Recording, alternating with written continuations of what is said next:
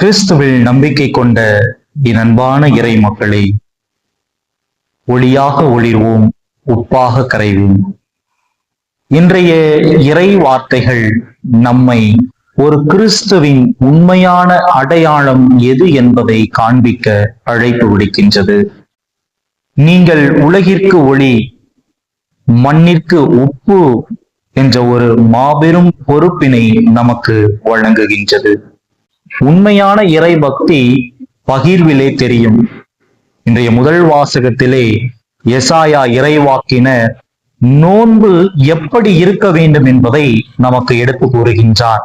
நோன்பு என்பது உணவு அருந்தாமல் இருப்பதிலே இல்லை, மாறாக மற்றவர்களுக்கு உதவுவதிலும், வீடற்றவர்களுக்கு வீடு கொடுப்பதிலும், ஆறுதல் வார்த்தைகளை பேசுவதிலும் தான் நம்முடைய உண்மையான நோன்பு இருக்கின்றது என்பதை எசாயா நமக்கு வெளிப்படுத்துகின்றார்.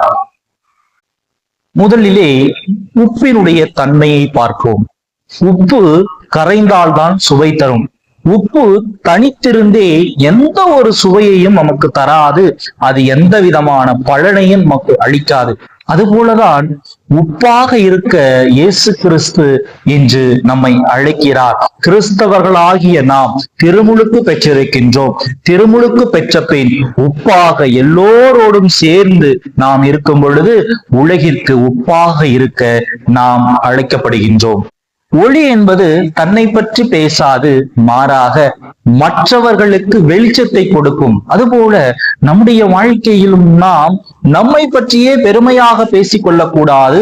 நான் தான் பெரியவன், நான் தான் மற்றவர் முன்னிலே பெருமையாக இருக்கிறேன் என்று சொல்லாமல், மற்றவர்கள் முன்னிலே கடவுளை பிரதிபலிப்பவர்களாக நம்முடைய வாழ்க்கை இருக்கும் பொழுது நாம் பிறருக்கு ஒளியாக இருக்கின்றோம் என்பதை நினைவில் கொள்ள வேண்டும். அன்னை தெரசா நமக்கு மிக அருமையான ஒரு வார்த்தையை கூறுகின்றார். உன்னுடைய செயல்கள் பெரிய காரியங்கள் இருக்க வேண்டிய அவசியமில்லை, மாறாக சிறிய காரியங்களை மகிழ்ச்சியோடு செய்யும் பொழுது இயேசுவை நாம் பிரதிபலிக்கின்றோம்.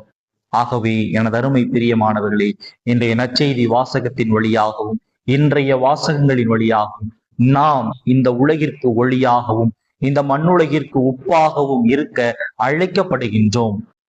ஒருவருக்கு உணவு பகிருங்கள், ஆறுதல் வார்த்தைகளை பேசுங்கள், சண்டைக்கு பதில் சமாதானமாக இருங்கள், தன்னலமின்றி சேவை செய்யுங்கள். இத்தகைய செயல்களை நாம் செய்யும் பொழுது கிறிஸ்துவை நம்முடைய வாழ்விலே நாம் பிரதிபலிக்கின்றோம்.